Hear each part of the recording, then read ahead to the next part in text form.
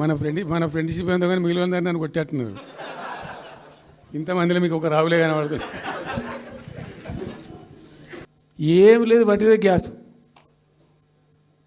మొన్న వీలైతే చెప్పి 5 లక్షల నువ్వు కొంచెం తగ్గించి చెప్తున్నావు. నేను పేపర్లో చూసింది 575.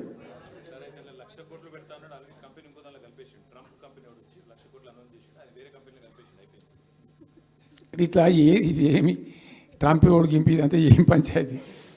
ఇట్లా ఈ మోసాలు చేసి ప్రజలను ఎంతకాలం పంచిస్తారు? రియల్గా కాంక్రీట్ టర్మ్స్లో రియల్గా రావాలి, కృషి చేస్తే నిజంగా తండ్రాడాలి. మా గవర్నమెంట్ వచ్చిన నాడు హైదరాబాద్ నుంచి సాఫ్ట్వేర్ ఎక్స్పోర్ట్స్ 57,000 కోట్లు ఉండేనండి.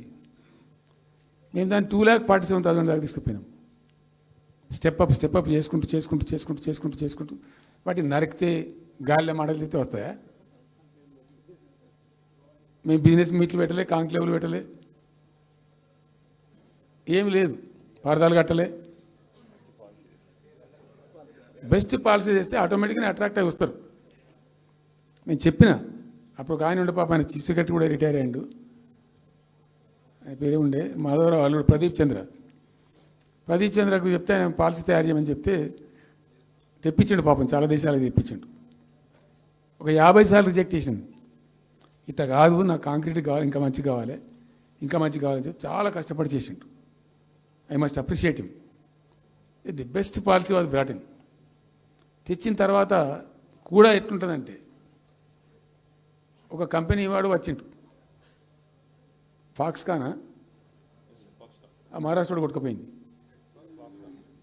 ఫాక్స్కాన్ అనే కంపెనీ చాలా పెద్ద కంపెనీ వాస్తవానికి.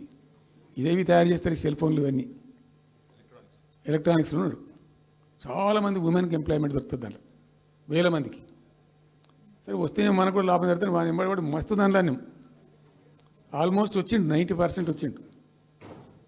మీ పాలసీ బాగుందని అప్రిషియేట్ చేసి అన్ని చేసిండు. యాళ్ళకు వస్తే మహారాష్ట్ర ప్రభుత్వం 3,000 కోట్ల రూపాయలు వానికి నగదు ఇన్సెంటివ్ ఇస్తాను, వాడు కొట్టుకుపోయాడు. 3,000 crores ఎదురిస్తేనే నీకు డబ్బులు అని తీసుకుపోయాడు. అప్పుడు మనకు అంత కెపాసిటీ లేకుంటే సరే ట్రై చేస్తే, కాంపిటీషన్ ఉన్నప్పుడు ట్రై చేస్తే కొన్ని సందర్భాలు జరుగుతాయి, కొన్ని జరిగాయి.